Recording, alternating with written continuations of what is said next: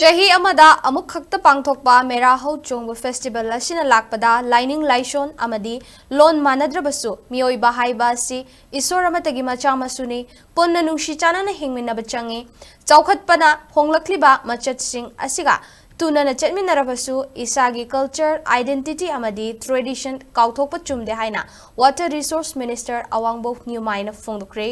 State level organizing committee on Mera Hou Chongba Sinduna Kangla da Pangthokpa Mera Hou Chongba gi thauramga mari leinana wafam asi fongdokladuna Awangbow Newmai na makhatana hai yellow furup kayana khundaba lamdam asi Mera Hou Chongba gi thauram pangthoktuna yellow furup sing punshin bagi tanja ama fangbashi yamna pukning nungsiningai oi lamdam asida maihorol dagi leiminaraklaba yellow furup singda machin manau oibagi wakalont adu nauhona ningsing hanbaga loinana lamdam asigi miyamda anoba minok ama piri lamdam asida khundariba yellow furup sing lol chatnabi khenarabasu miyamna pamlamba asi nungsi chanana leiminaba amadi harau nungaina leiminaba aduni asumna Mera Hou Chongba gi thauram pangthoktuna chingmi tami machil manauni haiba wakhalon adu nauhona na ningsing handuna nauhona na nungsi mari adu cheshin hanba haibasi festival asige maruoiba pandamni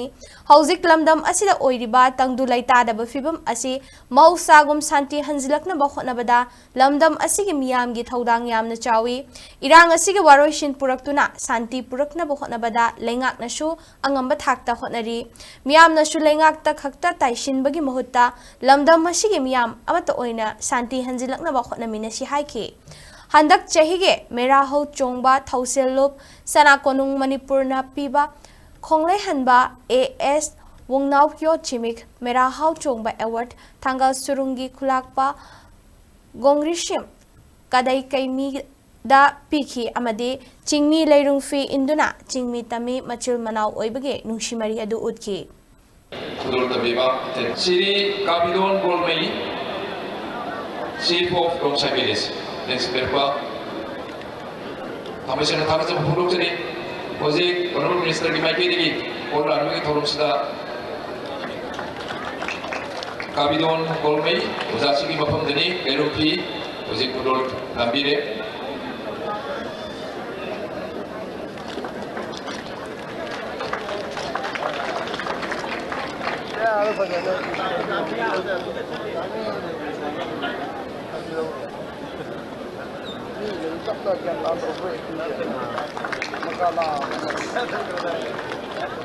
Yang mengaji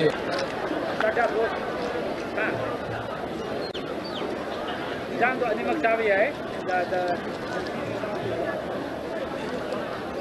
Betina ni kono ko, nongta. Betina ni kono, yang boleh kono.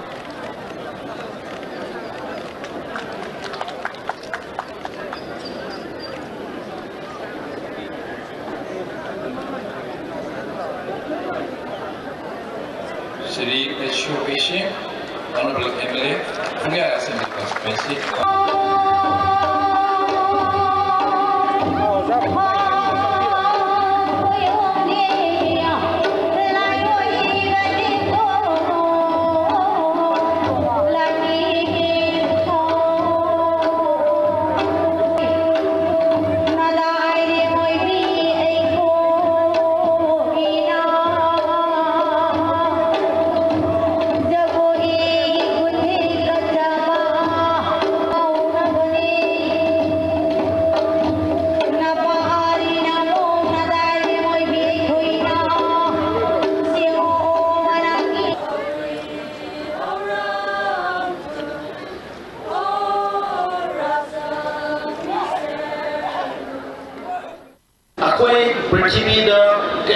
Changes kiamro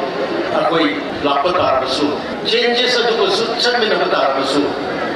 akoi tradition akoi culture sini kauthongloi no bani hamse hamjanimi masya Manipur state mayam nungai to mayam akoi thaina dunai mayam dai appeal to dingi santi lapa peace lakpa si mayam punamaki responsibility lay haina koi mayam lawre harga magi sur in order to bring peace in the stage ai ki sur su kadai da noi su adu bi sur law ke habsi mayam ko khanda thambadar kali peace di honorable chief minister na pura kadawani honorable prime minister na pura kadawani honorable home minister another sarkar na pura kadawani hai wo khata akoi khal le rabadi peace si akoi da lakpana dong si jana ba lakadawa su akoi amana ma ko kopi ba loina kop na loina akoi da wakhan phatta basu khandra akoi da wakhan da gi wakhan chi loina law to badar kan is like rabadi progress su le akoi future su le santi ha se akoi housing na yam ki apam do nam gi sur su le ha si nam gi part su le nam gi responsibility su le ha si mayam khan si amana ma ko point out to ga amana ma ko blame pi ga maran thir ga le ragi peace la